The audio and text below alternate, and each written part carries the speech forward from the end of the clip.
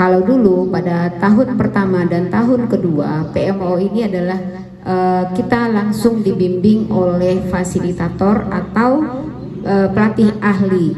Di tahun pertama PMO-nya dilaksanakan secara daring, kemudian di tahun kedua juga daring, dan malah ada sekali secara luring bersama Pak Doni. Nah, jadi untuk tahun ketiga ini PMO itu sudah menjadi kewajiban kita selaku kepala sekolah untuk melakukan PMO di tingkat sekolah. Nah, jadi di PMO kedua ini tema atau topik yang kita ambil itu adalah kalau manajemen sekolah itu tentang penghijauan. Bagaimana pekarangan kita ini bisa sejuk dan bisa menjadi tempat bermain yang aman dan nyaman bagi anak-anak murid kita. Kemudian di kelas juga kita akan melakukan penghijauan yang seperti apa yang bisa kita terapkan di kelas kita sehingga anak kita tidak merasa gerah di dalam kelas. Kemudian untuk proses pembelajaran itu kita mengambil tema tentang pembelajaran berdiferensiasi. Solusinya kemudian kita laksanakan solusi yang kita dapat itu, kemudian tentu berikutnya kita adakan tindak lanjut. Nah, itu sebenarnya yang PMO. Jadi untuk PMO kita seperti apa yang dijelaskan Bunda tadi, di tahun pertama dan kedua itu kita dipimpin oleh fasilitator langsung. Kalau untuk tahun ketiga kita sekarang ya ini dilaksanakan oleh kita di sekolah yang dipimpin oleh kepala sekolah kita. Nah, kira-kira menurut ibu-ibu sekalian penghijauan ini perlu atau tidak? Perlu sekali. Berarti kita harus bersama-sama komitmen bahwa program kita ke depan itu adalah melaksanakan yang namanya penghijauan. Kira-kira apa langkah kita untuk melaksanakan penghijauan ini? Perkenalkan, nama saya Isma Hayati dari kelas 52. Menurut saya yang harus kita lakukan, kita harus menanam pohon untuk penghijauan sekolah kita bersama anak-anak didik kita. Kalau kemarin kita kan penghijauannya semua anak kan membawa pohon. Sekarang untuk perawatannya kita bisa bikin program di mana masing-masing kelas ini punya tanggung jawab. Misalnya kelas 1 nanti ambil satu lahan di mana mereka punya tamannya sendiri. Jadi nanti masing-masing kelas kan punya tamannya. Jadi mereka akan bertanggung jawab untuk tamannya masing-masing seperti itu. Untuk mungkin tambahan dari pendapat Bu Una yang mengenai taman-taman itu, jadi kalau di taman itu misalnya kan ada bunga. Jadi biasanya kita kalau menanam bunga kita pakai pot yang udah dibeli itu kan.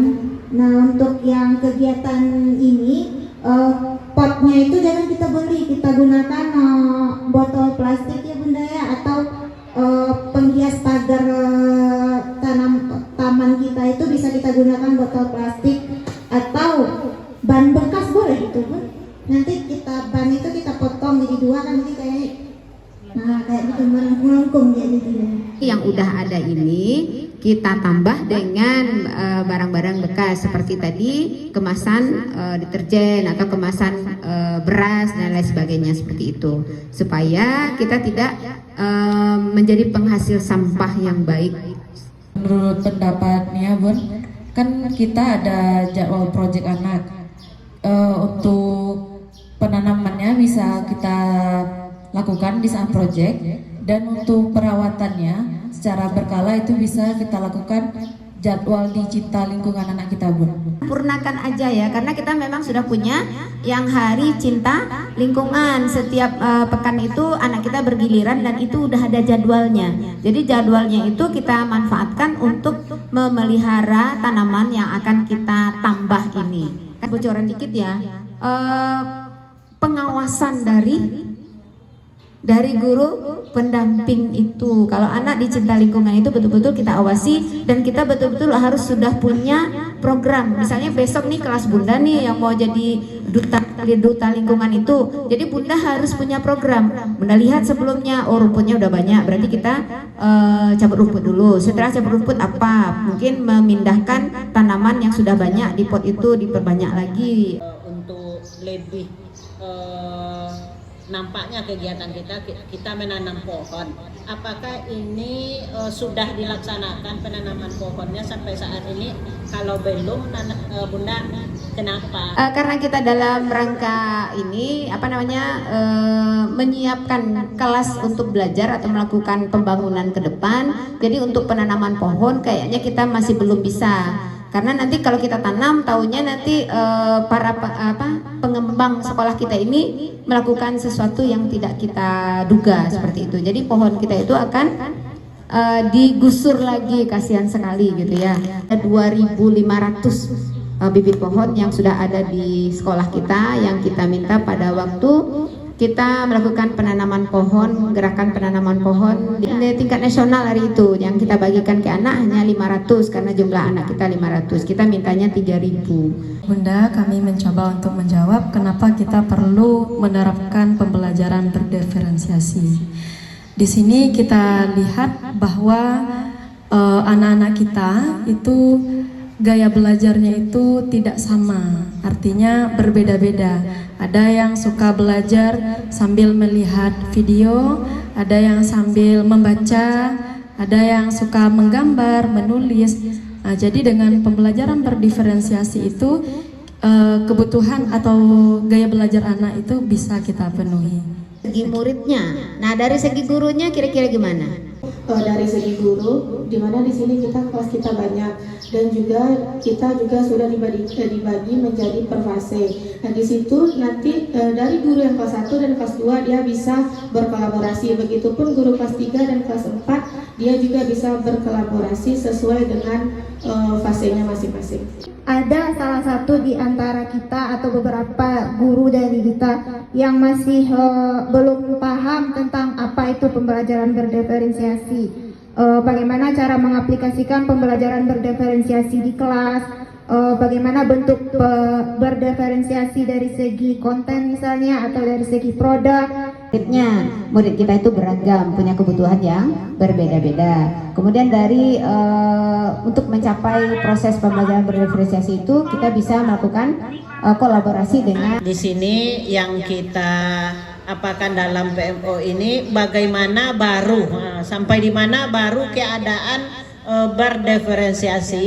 Mungkin Bunda juga bisa menjawab melalui karena Bunda yang sudah turun melihat adik-adik kita mengajar ini. Jadi bagaimana baru pelaksanaan pembelajaran berdiferensiasi di sekolah kita. Kemudian tentu apa usaha kalau misal ada kekurangan.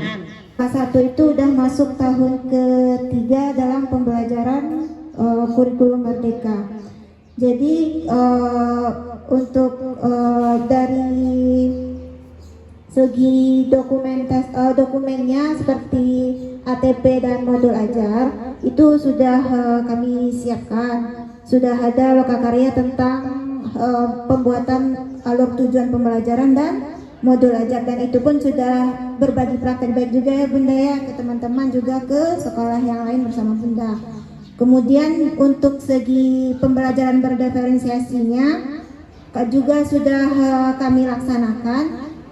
Itu juga sudah dimonitoring oleh Bunda sendiri, dan dari pengamatan Bunda tersebut kami sudah berdiferensiasi itu dari segi konten, dari segi materi, dari segi lingkungan, dan dari segi prosesnya. Untuk yang audio, mungkin kita memberikan materi yang ada gerakannya, ciri makhluk hidup itu seperti apa, video seperti itu. Nah, ini yang disebut dengan pembelajaran berdiferensiasi. Kemudian nanti di asesmennya tentu akan beragam. Kalau materinya beragam, maka asesmennya pasti akan beragam. Dan di akhir proses pembelajaran, anak kita minta untuk mempresentasikan apa yang mereka lihat, apa yang mereka amati, sehingga seluruh kelas itu tahu dan paham tentang tema kita pada waktu itu.